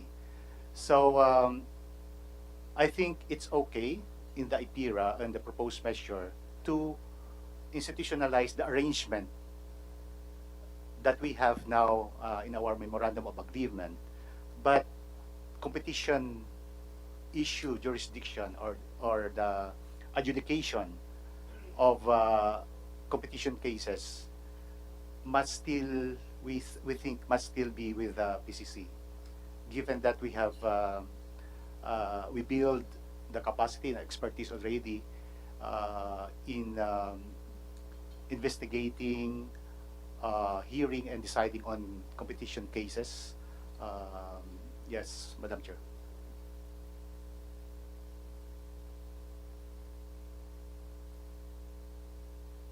Thank you. Very interesting intervention. So it's also something that I think may be relevant to our priorities because what we really want to come out of this hearing, and I'll repeat, it's not the only hearing, but like when you hear the other resource persons, when you hear our reactions, you can, well, raise your hand. We still have time. You know, I can hear some other views, but you can also put it in a position paper. You can talk to our staff about it. But the goal really is to have very clear jurisdictional limitations for ERC here. I mean, expand whatever scope of powers they have, but also very clearly define it. So your intervention is quite interesting to me. I'd like to get more information from both parties later on, like examples of the involvement that you've also had, any concerns you have on their involvement. Do you just really not want them involved? But I'll save that for the round two. But noted ang ano nyo. If I may add, the ERC can always investigate, but if they find any competition issue, they can refer to the PCC, which is consistent with the Philippine Competition Act, because the trigger of our investigation are three types now. So referral from the regulatory sector agencies, and then based on verified complaints by anyone, even the players, and motu proprio. So those are the three triggers. So to be consistent with the Philippine Competition Act, they can always refer the cases. I guess that is the question. They can, but should they? Will they? Do they want to? So sana clarify natin 'yon, di ba? I think the legislative intent will be very important, and your input would be all valid, including all the other players in the industry. Okay, thank you. So Let's go now to Philippine Independent Power Producers Association, Attorney Monteribano. And then please be ready after that, Reza. Thank you. Good afternoon, Madam Chair. Good afternoon, Senator Gatchalian. Ma'am, we only have 3 points in the interest of time. So the first one is that we fully support the Senate bills regarding ERC strengthening. We believe that they should have at least more fiscal incentives so that they have more opportunities for capacity building to retain actually good staff. Because the energy sector is constantly evolving. So they need to keep abreast with the changes as well and compare it with other jurisdictions. So we fully support that. We support their independence, their transparency, and their accountability, particularly because the generation sector has a lot of concerns. And I will just highlight a few that has been plaguing the industry for quite some time. So number one, I think it's already been said, our PSAs, it takes years for approval. Aside from the power supply agreements, we have our point-to-point connection, which we file with the ERC as well, or what we call the P2P. Ito ma'am, ito yung mga, we front load these costs. Inuuna namin yung gastos para makapag-connect yung isang generation facility to yung transmission line po to the grid. So para hindi ma-delay ang proyekto, inuuna po namin yung cost na yan. In other words, even before you get approval for this, you go ahead and spend and actually do the connection. Oo, Correct? kasi ma'am, Okay. Again, yeah. for the public to understand, Yes. I don't want to take time for people to understand this. So, yung nag-generate ng power, para mabigay niya yan sa consumer, kailangan siya mag-connect sa grid. May gastos yon. Yes. So, yung gastos mo na yon, eventually kasi, that goes into the price of the electricity. Eventually. Yeah, So, kaya yan, pinapaalam sa ERC. Yes. Tama. Ngayon si ERC, dahil alam niyo matatagalan ng pag-decide, kahit wala pa siyang approval, gagastusan niyo na yon. That's what you're saying. Alam ni Sometimes. alam ni Asek Mario No, yan. I'm Yes, ma'am. explaining this so that, like I said, a high Maintindihan. school student can understand this. So, ikakabit nyo yung generating company generation company will connect to the grid. May gastos na yon. And then, ano yun, mabibigyan ng provisional authority within 75 days? Hindi, iba yung point-to-point. Iba ma'am. yun. Yung point-to-point, hindi kasama din sa iba, 75. iba yung point-to-point connection, ma'am. Kasi Okay. normally, kina-consider pa yan at the end of, i-evaluate pa yan kung considered siya as a transmission asset na ipapasa po yan or a connection asset. So, medyo madugo po yan. Pero yun lang, nilalabas ko lang dyan for, It's yeah. okay, and I want to understand. So if there's no provisional authority, in the meantime, Inakaano po yan, ma'am. Meron po kaming nire-report. Depende po yan sa mga kasi generation company when they apply with the ERC. Yeah. Pinapaalam naman po yan, ma'am, yung progress Oo. ng Okay. point-to-point connection kasi minsan matagal po yung schedule ng hearing. Minsan po may mga technical papers pa na dapat madami pang tanong. So, I think si Comresi can, yeah. Madam Chair, Mr. Senator, I think for P2P, what we did initially is we subjected it to summary proceedings so that it would not have to take the entire a year for us to complete the hearings and then we can give the authority. Secondly po, P2P is now under EVOS. So we have 270 days within which to resolve the application. Hopefully, we only have 2 P2P applications as of now under the EVOS portal. Wala pa naman pong nag-expire. We're trying to meet the 270 po. So, meron naman pong ano ngayon sa P2P. May improvements naman po on the resolution. So, ma'am, hopeful kami dahil may EVOS and malaki po yung tulong. Pero syempre, we talk from, we're basing it from experience. Yung may mga pending po na P2P hanggang ngayon, may mga ganun po. So, talagang matagal ho. So, that's one. And then, meron po kaming mga grid code issues na hindi po rin nare-resolve kasi wala po tayong grid management committee din. So, matagal din pong nakatenga rin yan. So, that's one. And then, to my second point, so we support the ERC. Yes, ma'am. Second point, this grid Management committee po. management committee doesn't exist. As of now, I think 2018 po siya nung mawala. But for cases na we need to investigate Ad hoc lang. ng medyo urgent, what we did was to create, I think, an interim grade management committee. So that one now is, meron po doon mga kaso katulad po doon sa mga panay na event, yon. But yung pong institutionalizing again, that arm, that technical arm of the commission, wala nga po yun as of now. Reason na wala siya? I think before po ang naging issue po is yung creation niya because naging private entity po siya na nag-register sa SEC. Tapos ang mga naging members po are industry players din, mga GenCos and everything. And the funding comes from ano rin po, distribution utilities and the transmission company po. But it should be ERC. We tried to propose a new division po to DBM for purposes of, yun nga po, i-compensate namin yung nawalang GMC and DMC. Maging, ano na po, nasa loob na, naging kasama po sa structure, hindi pa lang po yun approved. Was that part of your submission to the energy budget? I think it's pending po with DBM, ano? The restructuring po with DBM. Pero normally kasi from my experience in the other budget committees that I chair, you work directly with the budget chair and then DBM para napupush din nung budget chairman yung priority nyo na yun. If it's a priority, if it's not a priority, di wala rin kayong support na nakukuha from the chairman of the subcommittee. FYI. Okay. Yeah, just to also expound a little bit further, ma'am. Yun nga, yung sa grid management committee po, there is an interim but it only has limited scope in terms of investigating yung panay issue, etc. But it does not have the authority to review the grid code, which has a lot of issues that we need to resolve. Particularly dun sa names ng ancillary services.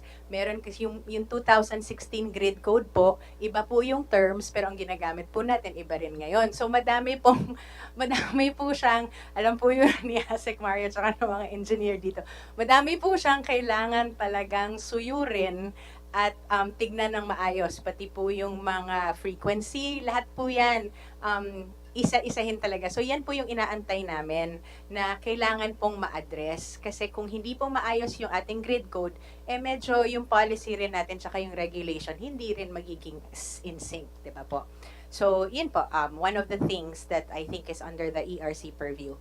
Number two, our number 2 point, most especially, is the public offer requirement. This has been pending since forever, and I think Senator Gatchalian fully knows about it. To the extent that it needed a bill, we maintain our position that the ERC can actually interpret this. However, yeah, we have submitted also to the Joint Commission, Joint Congressional Energy Commission, ma'am, for its opinion on the public offer requirement. Yeah, it's very important, ma'am, because this affects also our permitting, our COC, and we cannot, just continue doing the provisional permits. So those things need to be addressed ASAP because it has been years, and we even took time to explain to a lot of administrations already how the energy business works and how the parent company works, how layering works, how business units and how developers work. So if there could be at least a resolution on this item, so our permitting will not be affected, and we would greatly appreciate it, ma'am. Third and lastly, we have some concerns also on Senate Bill 1612, which proposes the government's return to the power generation. We want to go back to the mandate of the EPIRA, which was passed to privatize the generation sector. So we all know that construction of power plants is very capital intensive, and we would like government efforts to focus on better policy building, and also better regulations and investment opportunities for the generation. There, ma'am. Oh, sorry. One more thing with regard to ERC, ma'am, and PSAs. We would like to see, and actually we maintain our position and support to the DOE that the CSP policy is already good enough. As long as it is proven that all the participants in that CSP complied with the guidelines of the DOE, then obviously the mandate of the ERC is to just take a look if we fully complied with the CSP. To benchmark, I was alarmed earlier. Benchmarking is also very tricky because it depends on the technology of the power plant and the risk profile of the DU. So in that respect, maybe we can just discuss it, and we always work with the DOE anyway, but we fully support the CSP policy of the DOE, and we believe that that is already a good enough policy. It just gets tangled with approval because it's sometimes not honored or sometimes slashed, or the CSP.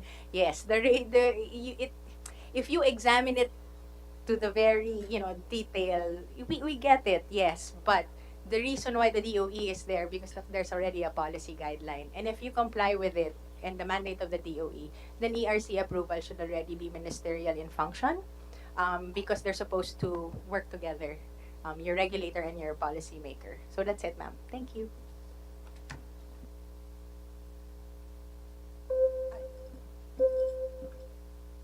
Just because you already went ahead and mentioned actually the bill of Senator Gatchalian, Senate Bill number 486, which is removing the public offering requirement. Can I hear from DOE and ERC very quickly on this? Because this is a two-page bill, so this can be handled separately, and we can already anyone is welcome to submit their position paper if you haven't included that, but quickly DOE and ERC. Thank you much, and thank you very much, and good afternoon, Madam Chair and Senator Gatchalian. Yeah, the DOE fully supports the review of this policy. Yes, thank you very much. Support Of nyo. course, sir, kasama dun yung pagpo-process, including the processing. So we support No, I don't mean that this public offering will be reviewed, and should it be, So wala ka pang position? no, we support for the bill, in short. Oh, so you support. So you Yeah, po. support the removal of that requirement, the Yeah. public offering. Yeah. Yeah. Are you prepared? Are you prepared? If you're not prepared, then tell me you're not prepared Actually to po tell kasi me today. it's outside po doon sa ERC bill, kaya ang DOE hindi nag-provide ng official Okay, no statement. problem. So just let us know. Thank It's you. very simple. I don't mind if you get back to us on. You're right. We said we will prioritize the ERC regulation, so no problem. But do let us know. Anyone else is prepared to say something on this? So you can also submit if you don't want to take it. Yeah. Did you want to say something? Madam Attorney? Chair, on the BOR, the ERC fully supports the bill po. The removal. Okay. All right. Okay. Okay. Thank you. So let's move on to RESA, Retail Electricity Suppliers Association. Mr. Roseus, you have 5 minutes, and then after that we'll go to Meralco, also Philreca. So let me now call on Mr. Roseus. Good afternoon, Madam Chair, Senator Gatchalian. I'll keep it short based on the directions of the Chair. We support the strengthening of the ERC. We leave it up to the DOE and ERC to work on the details. However, we take the opportunity that we raise a concern on a provision that prohibits a distribution utility from operating also as a retail supplier. We will provide you the position paper, and we can take your offer that will meet your staff, because among the industry players, we are the newest one. Marami kaming nuances that I think we need to expound further, and it will take so much of the committee's time. So we'll just ask for a time with your office. Thank you. Perfect. Thank you. We'll set that. Okay, so let's now call on Meralco, Mr. Fernandez.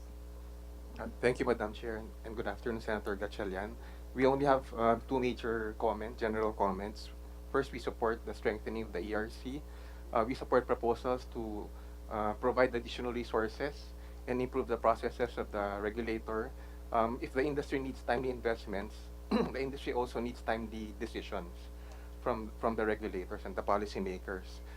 We would also recommend, though, that because when you provide resources, it's usually to meet a certain objective, and this objective should be time frames in coming out with those decisions.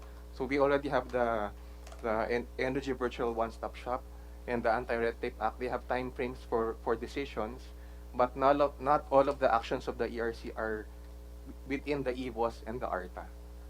So for example, CAPEX applications, PSA applications, rate applications, they're not within the scope of EVOS and ARTA. So our proposal is to prescribe the same time frames for ERC to act on those applications as already provided in EVOS and ARTA.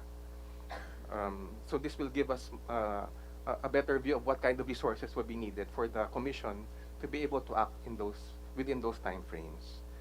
Second, Madam Chair, is to clarify the jurisdiction of the ERC with respect to other agencies. So one is the Philippine Competition Commission, the other is PESA, the other is DOE for direct connect applications, and the other is with regular courts for the criminal provisions of the Anti-Pilferage Act. So ngayon ho, there's some confusion over which entities are responsible for which activities. So like one example is the Philippine Competition Commission. So our proposal is really to clarify the delineation so that the industry also is not confused, and it will also serve to decongest ERC if we can clarify what can already be devolved to other agencies and reduce their regulatory burden. So we'll provide written comments for this, Madam Chair.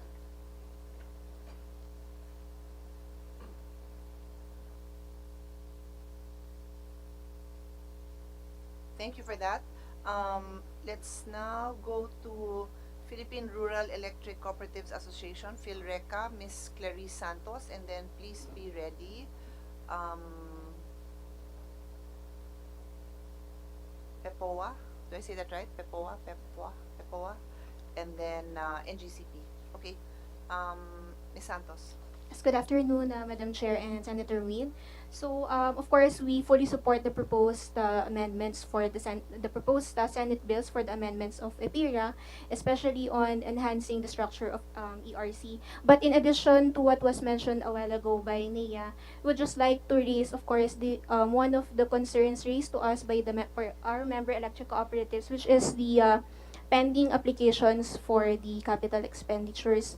So this is besides the power supply agreement. So as of date, out of 121 electric cooperatives, we have 62 electric cooperatives with pending applications for capex. So out of these 62 electric cooperatives, one application goes as far back as 2011. So that would be around 13 years already. So although we are in direct coordination, the electric cooperatives and PhilReca with ERC, of course, what we also receive is only the concern on their manpower and on budget. So there really is the concern on the electric cooperative side. Of course, they cannot improve on their distribution facilities. So that, of course, affects the service that they provide to the member consumer owners. That's all, Madam Chair. Thank you for that.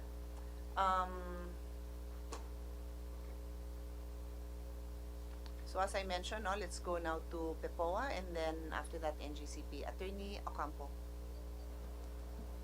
Good afternoon, Madam Chair, Senator Gatchalian, and to the resource persons present in this hearing. PEPOA is in support of the proposed bill to restructure the Energy Regulatory Commission. We have just 3 suggestions on how we can implement this. Number 1, in the restructuring of the commission, we suggest that the Anti-Red Tape Authority be also tasked to assist in the restructuring of the commission. so that there will be a check because in restructuring, there is a tendency for the regulator to micromanage the operations of the regulated entities. And this micromanagement tends to increase the cost of compliance of the regulated entities, so much so that they have to put up their own compliance department. No? So, so in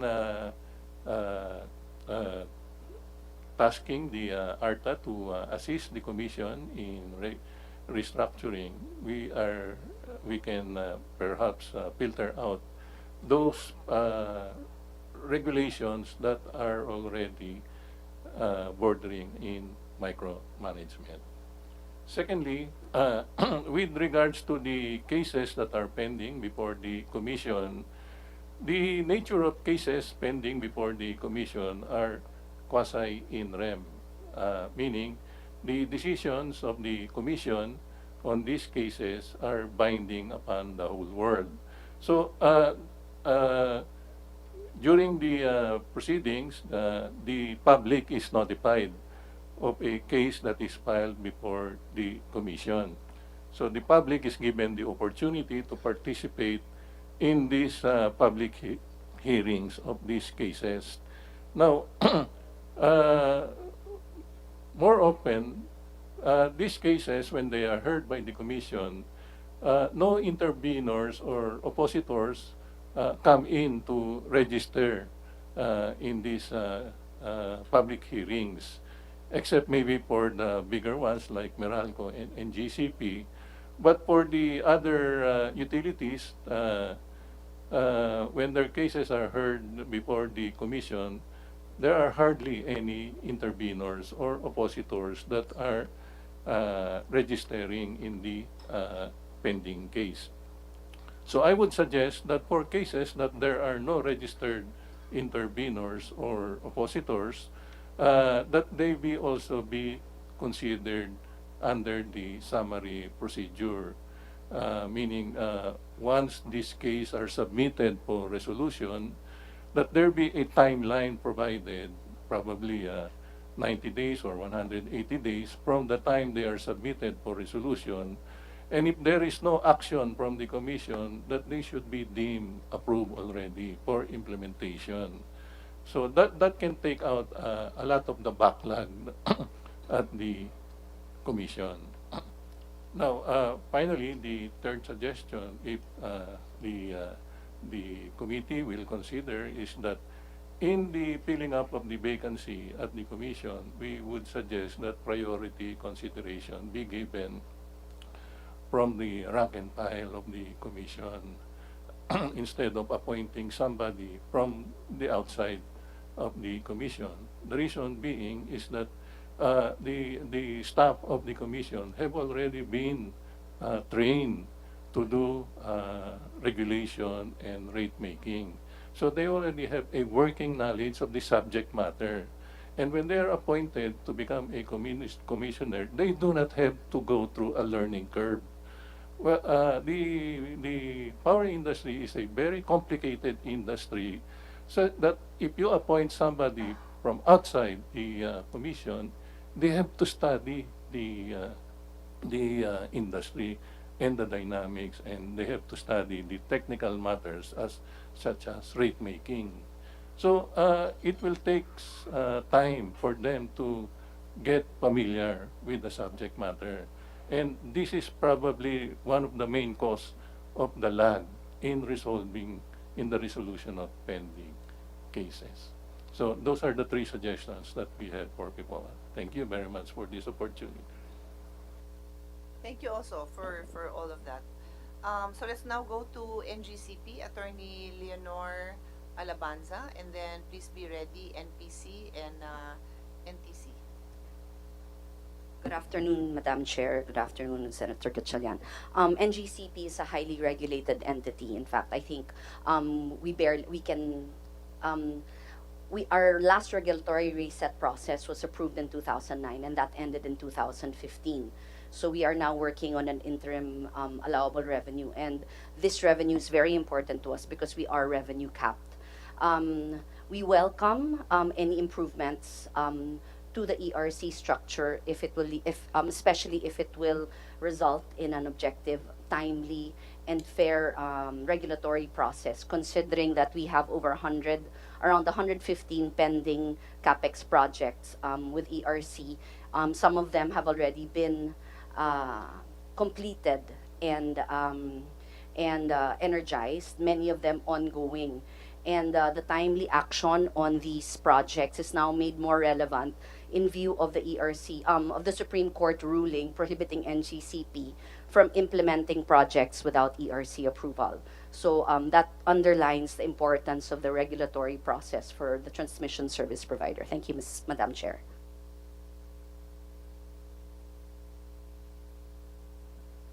Thank you for that.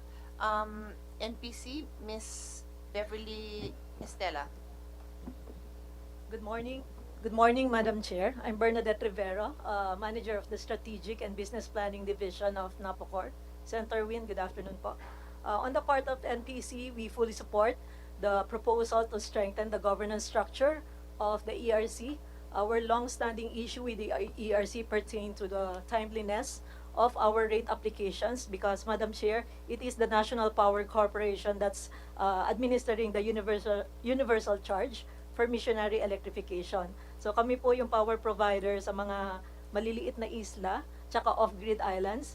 And in these areas, it's the NAPOCOR and the private power providers po ang providers ng kuryente doon. On the part ng NPC, ang naiiwan na lang po sa amin yung mga maliliit na mga isla at saka mga lugar na mga hindi po kinuha ng private sector. So yung mga malalaking isla po katulad ng Mindoro, Palawan, Masbate, Catanduanes, mga private sector na po ang nandyan. At ang role po namin ay yung pagbibigay sa kanila ng universal charge for missionary electrification subsidy. At on the part naman ng NPC, may pangangailangan din po kami para i-maintain yung operations namin sa missionary areas na to.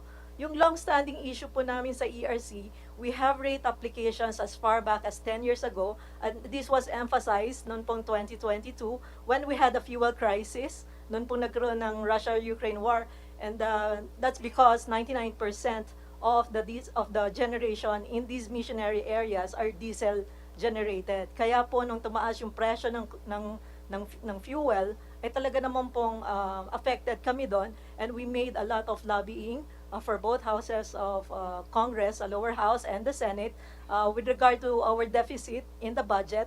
And ang worry lang po namin with regard to the timeliness of the approval of applications, yun pong scenario namin noong 2022, nung nagkaroon kami ng deficit. In fact, tumawid po yun noong 2023, at dahil hindi po kami nagkaroon ng timeliness ng approval sa UC, kinailangan po ng gobyerno na mangutang ng 15 billion para lang tustusan yung pangangailangan, not just for NPC but also the private sector.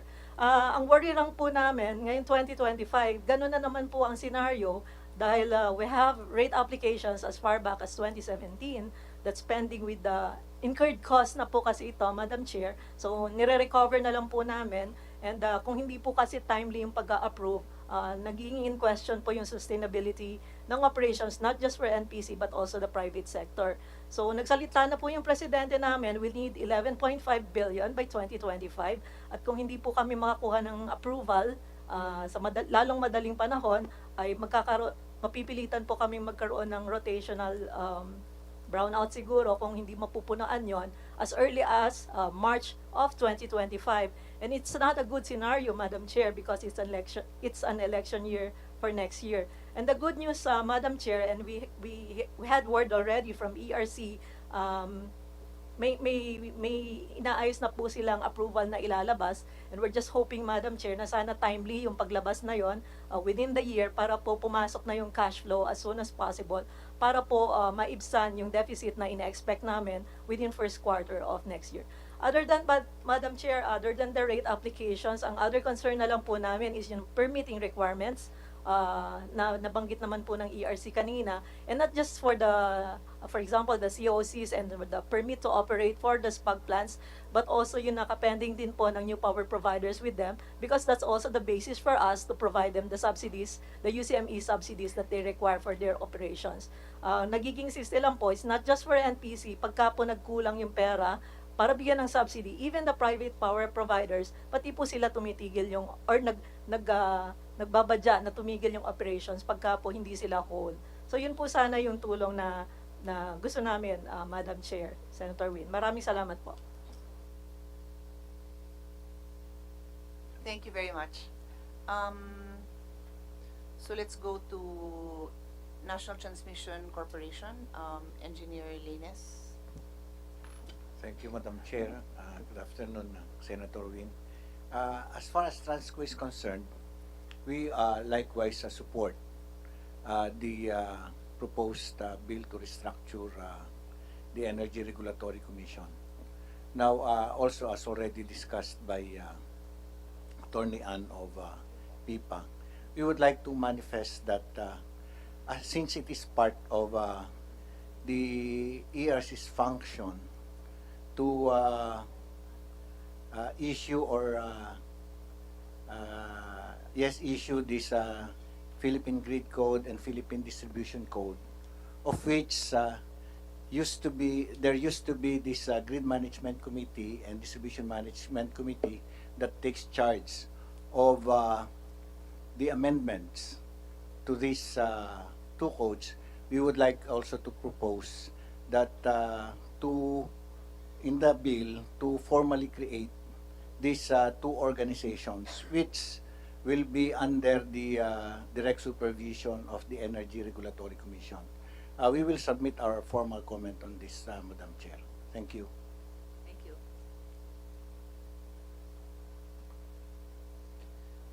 Let's now hear from PISAM, Mr. Dennis De La Serna. Good afternoon, Madam Chair, Senator Win. We have a few comments. Number one, we are in support of the ERC restructuring bill. I would like to add there that maybe a formula can be provided for the fiscal autonomy that ERC is asking for. Number two, with regards to Ms. Rivero's comments on their role, I also wanted to highlight that their role also is with regards to watershed management, and there are also pending applications for the universal charge for environmental charge, which are pending at the ERC, and the monies are also pending at PISAM. Now, purely for a PISAM concern, Madam Chair, if you allow me, the EPIRA provision on separation and benefits. For the corporations created under EPIRA, they do receive separation benefits, but for PISAM, which for the corporate life that ends in 2026, we do not receive a similar benefit. So we're seeking an amendment wherein for corporations that have an end of life or a restructuring or a reorganization, separation and benefits are also given to those type of corporations created under EPIRA. Thank you, Madam Chair, Senator Win.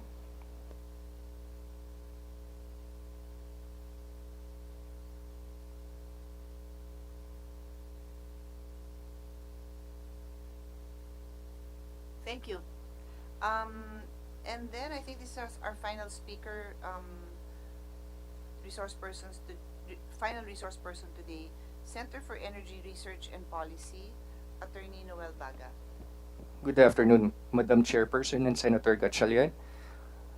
We have the following comments and recommendations. We support the Senate bills on strengthening the ERC.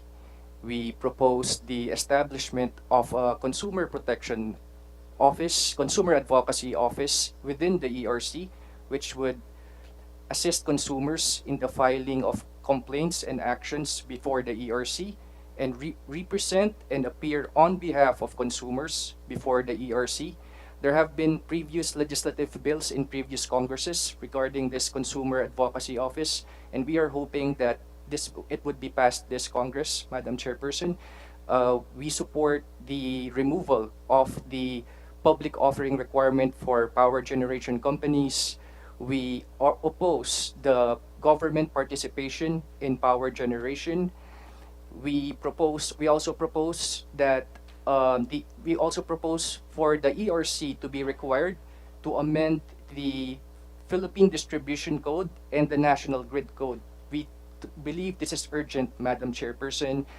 On the amendment of the Philippine Distribution Code, we proposed strengthening the ERC's regulatory powers over grid management and operations of the system operator, of the transmission system operator, including a review of the automatic load dropping procedures and the manual load dropping procedures within the PDC.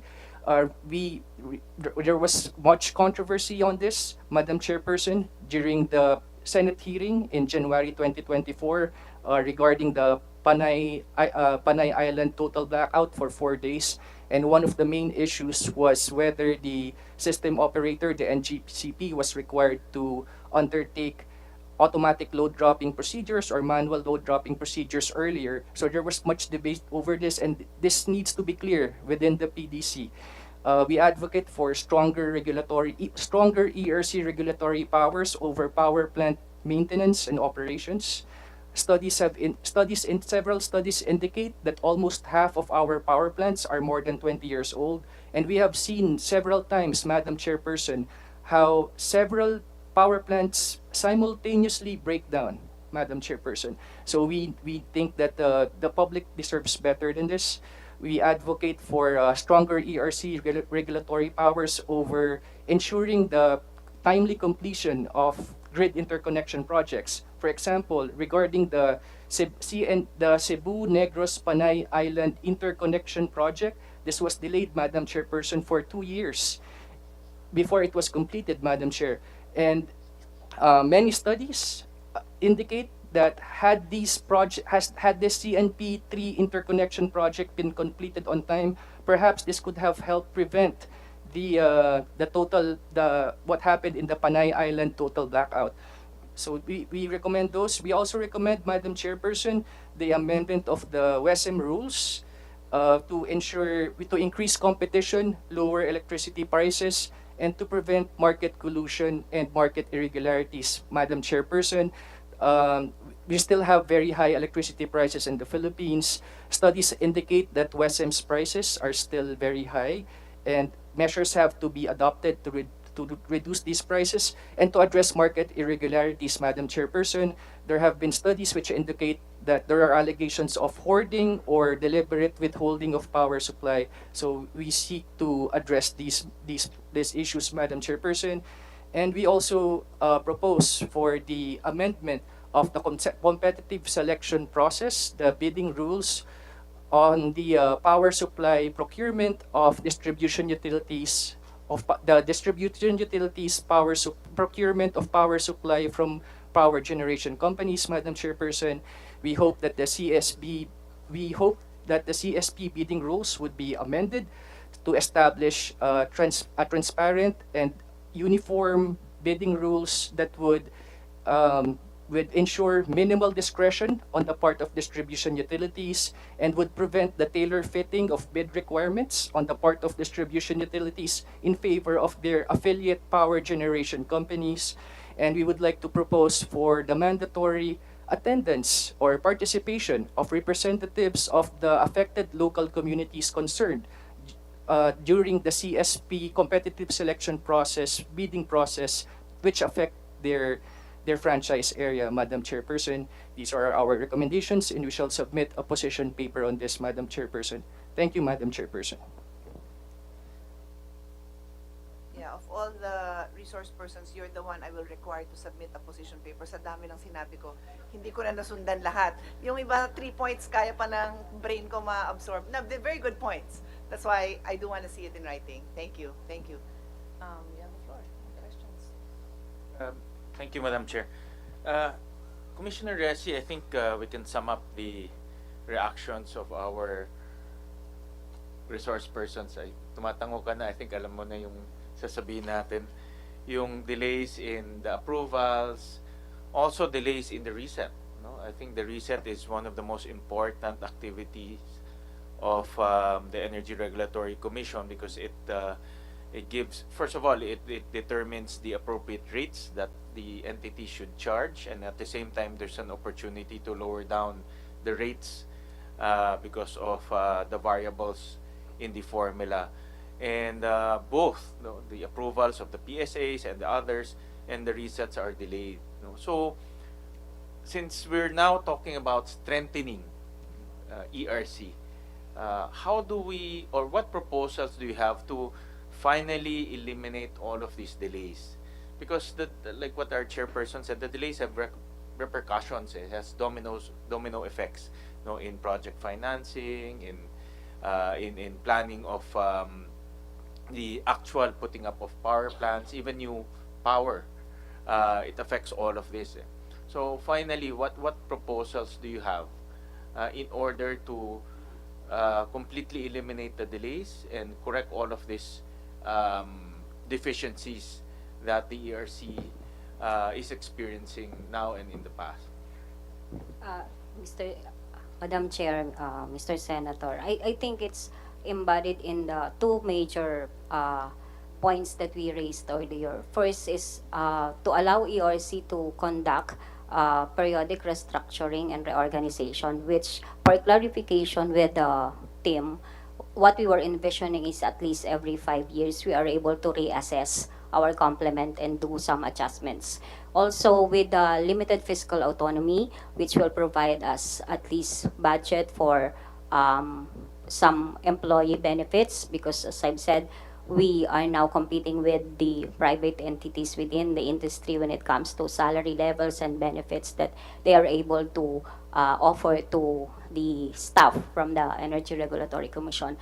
And also, I think our focus now will be on at least making our staff enough in number and also enough in quality or competency. When I was looking at your budget for the last many years, I noticed that you hire consultants. You have, I think, 400 million pesos purely on consultants. This is for resets, this is for other things, but the activities are recurring, meaning resets are done on a periodic manner. The approvals of PSAs are done on a periodic manner. My question is, why not build our own capacity? Because the hiring of consultants also take time. You have to undergo public bidding.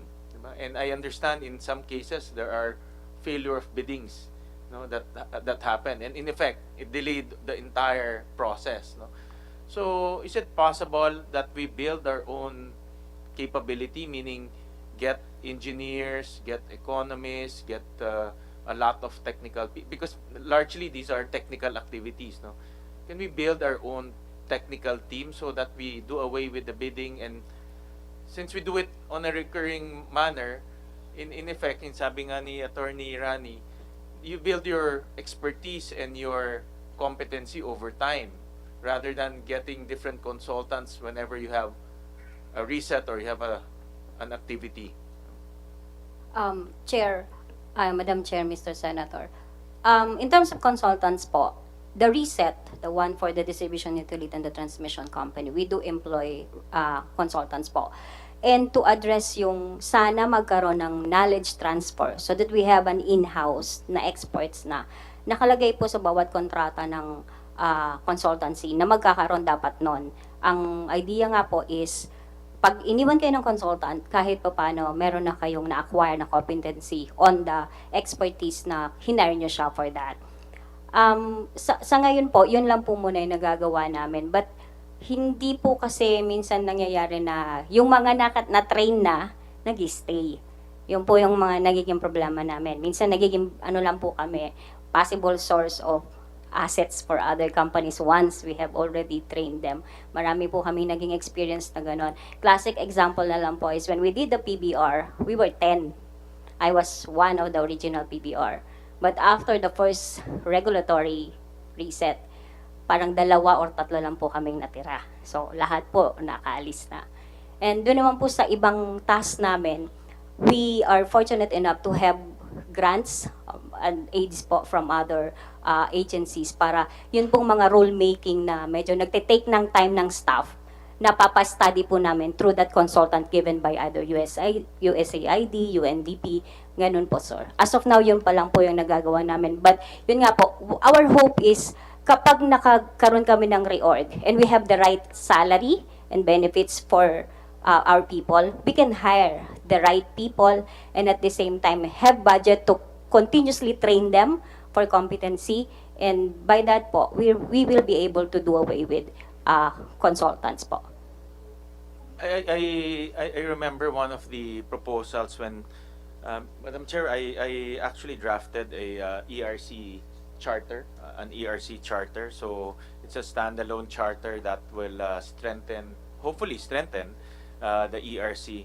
And I remember during the consultation with ERC, one of the proposals is to exempt it from the salary standardization law. The same with the PCC. No? Ang PCC exempted, di ba? Kaya mas mataas ang sweldo nyo sa amin lahat eh. No? No? Biro lang. No? But as PCC is a regulator. Diba? ERC is also a regulator. No? And the reason why typically we exempt the regulator from the typical salary standardization is to make it beyond reproach, or make the regulator or to prevent the regulator to be captured because their salary is above industry, or their salary is above the typical salary grade of government. No? So I'm sure that will help. No? But is that still a proposal that you think can improve the capability, the retention? Kasi yun ang nagiging problema eh. Retention of talent, developing the capability, and I would assume that's a function of incentives and the salary being given. Yeah, Madam Chair, Mr. Senator, as I've said po kanina, we are exempted from the salary standardization law, but our rates are lower compared to other regulators po. Sabi nga ni Chair, is useless in pagka-exemption nyo. Maybe we can put that in the charter ready, because Madam Chair, the total electric power industry is ₱500 trillion pesos. It's about 630 billion pesos and growing. No? As our economy grows, the electric power industry grows as well. But if you look at the budget of ERC, and tayo lang actually nag-increase nito in the last Congress, napako na siya at 600 to about 900 million pesos. No? It's always the Senate that intervenes. We always add about 200 to the budget of ERC. But with 900 million pesos managing or regulating 630 billion pesos, it's really not enough. No? And because of the operational issues such as retaining talent, developing talent, we see a lot of operational problems in the electric power industry. You know? So we can embed all of those suggestions here in the amendments that the committee is doing, and the objective really is to make ERC efficient, capable, and responsive. You know? And let's take this opportunity, Commissioner, to finally strengthen ERC. I recommended to the Commission is to, during the budget season, during the budget hearing, is to mag-camping muna kayo to reflect, no, what changes you can make in order to strengthen the Commission. But I think now is the time. No? There's now an opportunity to finally strengthen the regulator, and I support that. I support a strong regulator. I support a strong, independent, as well as efficient regulator. Yan talaga kailangan natin. I think partly why the whole country is not realizing low power rates is because also the regulator, and with all due respect, with all due respect, is the regulator is not as efficient as what we want. May pagkukulang rin ng national government because we're not giving you the budget and the salary that you require. But I think that's the missing link in order to fully realize lower electricity rates. No? So let's take this opportunity, Commissioner. Thank you, Madam Chair. So thank you everybody for your time. I need to commend everyone here. It's one of the first hearings that I didn't have to lecture someone to follow my rule, which is don't read your position paper to me. You're all very obedient resource persons, and I thank you for that. I think you're very used to articulating your needs, and that's why you were able to work within my parameters. I really appreciate it because I will fall asleep if you read your position paper. The time to do that is when I'm alone with my team or wherever.